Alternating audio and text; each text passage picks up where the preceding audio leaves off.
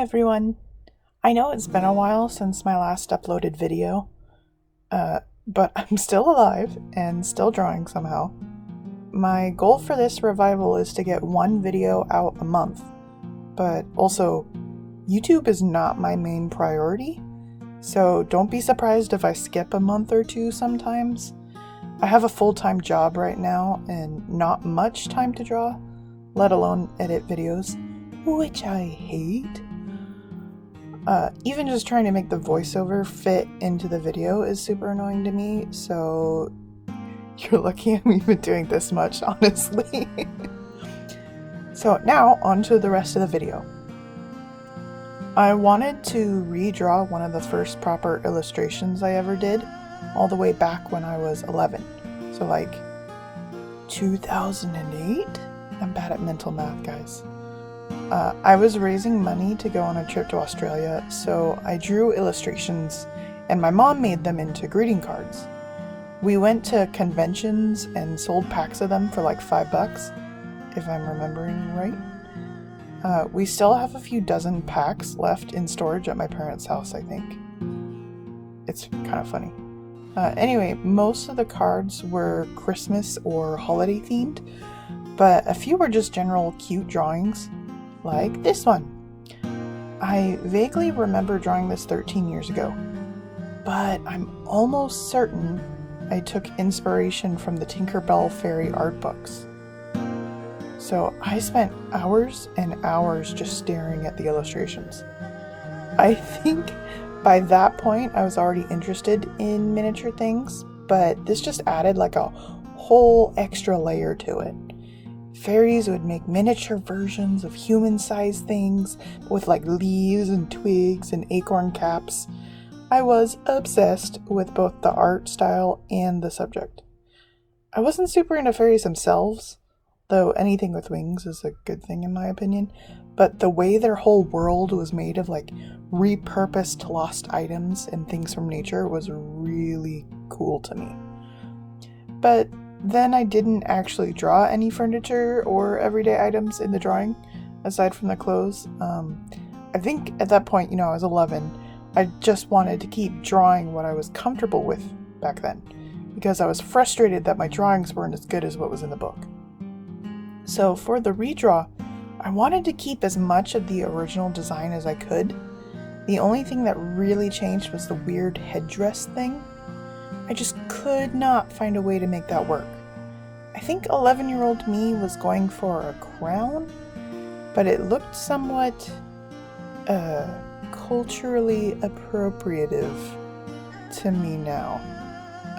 It just also gave a weird silhouette that I wasn't into. I also changed the bodice and the collar of the dress because I know way more about dress construction now than I did when I was 11. I thought the princess seam bodice made of leaves was cute rather than just like a flat green tube shirt. I had to change the collar too because I couldn't get the petal Bertha collar thing to look right. I'm convinced that my mom changed the colors when she scanned the original and got it ready for printing, because I have always disliked that specific periwinkle color. I like warm blues. Teal is like perfect. Powder blue in comparison is just terrible to me. But whether the original is changed or not, though, the new version is definitely going to be warmer. I have two big art style inspirations right now, and I wonder if you guys can guess who it is. I'll give you a hint. One is a manga artist, and one is an illustrator on YouTube. Guess who they are in the comments. Feed the algorithm for me. LOL, I need it. Whether you guess right or not, I'll tell you why I like these art styles so much. I've always been drawn to line-heavy styles, although lineless is great too. I just like drawing lines more. And both of these styles heavily rely on really detailed line work and less detailed colors. Both artists also have really fantastic ways of using lines to render hair and wrinkles in clothing specifically. One artist has much more solid lines though, and the other has a much wider variety in line width. For this drawing, I decided to approach it like I was using a traditional medium like a midliner, since I'm pretty sure that's what 11-year-old me used, although it might have been just a ballpoint pen or a Sharpie. The coloring itself was fairly simple after the lines were done. I already knew what color went where, and getting the blended gradient was easy enough. Shading was pretty simple too, just enough to suggest a light source and follow the form. Some final touches like paper texture, a fuzzy background, and a soft glow highlight here and there, and it was done. This is the first video I've done using the time-lapse feature in Clip Studio rather than a screen recording. It's because my new Surface Pro 7 can't handle OBS and Clip Studio at the same time at all. I need a bigger something, CPU, storage, RAM, whatever it is.